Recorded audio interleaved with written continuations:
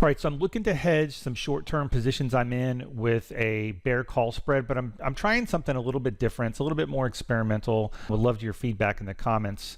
But I'm looking at the chart of SPX. Never mind the indicators right now. The only thing I'm really focused on is this 1, 2, 3, 4, 5, 6, 7, 8. We're in pretty good uptrend. It's a little bit different candle situation, but this blue line here, this light blue, this is the 8 EMA.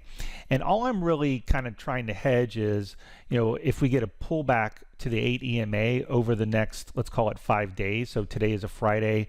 And so I'm looking at options that are 5 days away. If I go to the trade tab and I'm in the 5-day to expiration 5 DTE option chain.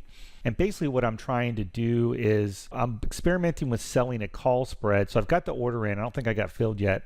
But basically if the 8 EMA is sitting at, right now it's at 40.53, it's probably going to keep rising. So I'm looking at selling a bear call spread that's down at this level. So it's an in the money spread with the idea that I'm going to get a really big credit for it.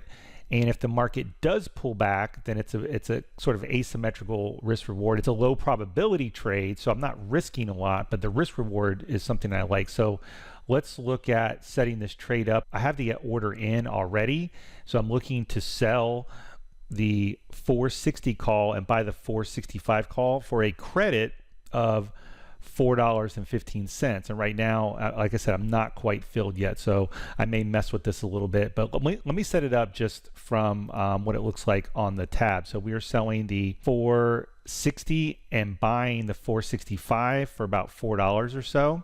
This is what that looks like on the curve. Right now, the market is trading at 41.04. And if we pulled back to the 8 EMA, it would be down here around 460.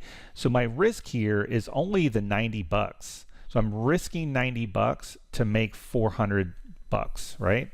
If the market does not pull back and it just chops around here, I could experience the max loss. But since I sold it in the money, the max loss is only $90.